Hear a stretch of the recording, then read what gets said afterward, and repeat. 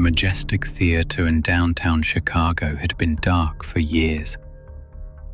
Plans were finalized to gut the historic building and convert it into luxury condos, with buyers already lining up. Ethan, a young man who moved to the city from his small town with big dreams, couldn't make tuition work and took a job as a night watchman to make ends meet. This was his very first shift at the Majestic.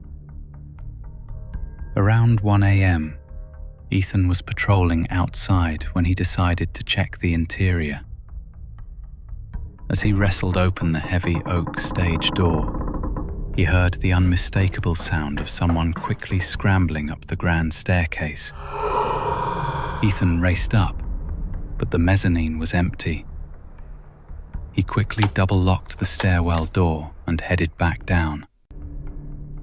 He walked toward the stage, reflecting on his lost chance to be an actor. The air was cold.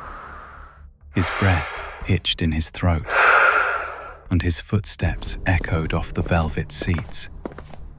Standing before the closed red velvet curtain, amidst rows of dusty, broken-down seats, he was overcome with emotion and spontaneously launched into a dramatic speech.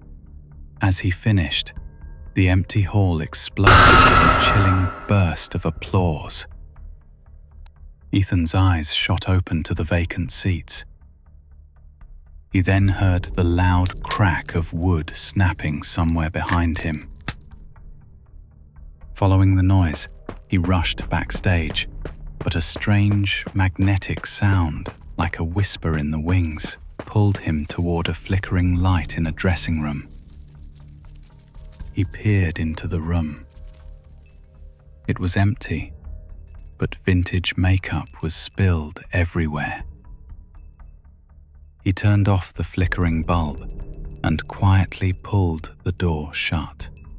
As he hurried away, the heavy stage curtain rustled and slowly drew completely closed. Ethan turned back, convinced he was imagining things, and started for the main exit. Just then, a voice, low and breathless, spoke from the stage. "Ethan." Ethan returned for his next shift, unable to shake the feeling of the theater. He finally located a storage room that had been permanently sealed off. Pounding on it repeatedly, the door finally splintered open, revealing a dusty archive of old costumes. Ethan found a magnificent medieval crown and put it on. He walked onto the stage, imagining a Broadway crowd hanging on his every word. He boomed to the silent theater. "My lords and ladies, the siege is upon us. Rouse the banners. By dawn's light we shall paint the streets with their blood and ring out the bells of glorious victory." The applause instantly returned. He rushed back to the source of the noise, the dressing room. He peered through the doorway and saw a young woman applying heavy theatrical makeup. She was murmuring to herself, "That's our Stan, always stealing the spotlight. Let's see how they like my next scene." The woman stood and glided past Ethan toward the stage.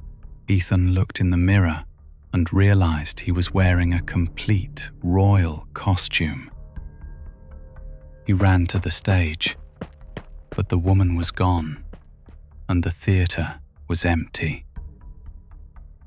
He rushed back to the storage room, but the door was locked tight. He collapsed on the floor. A cold hand clamped onto his shoulder from behind. and a voice whispered, "Your Majesty, curtain call." It was Jim, the other watchman. Jim chuckled at the crown. Ethan, shaken, told him everything. Jim, checking his watch, told Ethan his shift was over. Jim reported Naresh's breakdown to the management, and Ethan was fired. Jim took over the night shift. That night, Jim was on duty when a voice called out to him, "Jim, Jim." He followed the sound inside.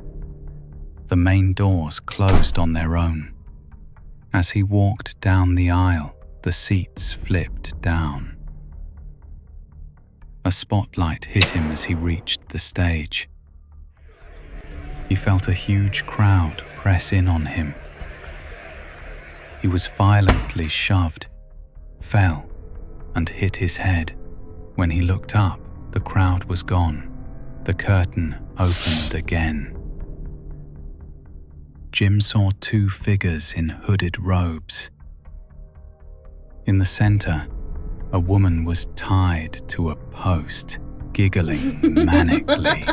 The figures approached and doused her in liquid. She burst into flames, screaming. One of the figures looked directly at Jim, then ran toward him. Jim turned to flee, but tripped over a fallen speaker, hitting his head again. He died instantly. The next morning, the police found Jim's body. The manager, panicked, hired Ethan back. Ethan returned for the night shift. He found the costume room unlocked. He put on the king's crown and stood on the stage, declaring, "Once an actor has graced this stage, they belong to this theater forever." The applause came immediately, along with a chilling voice from the darkness.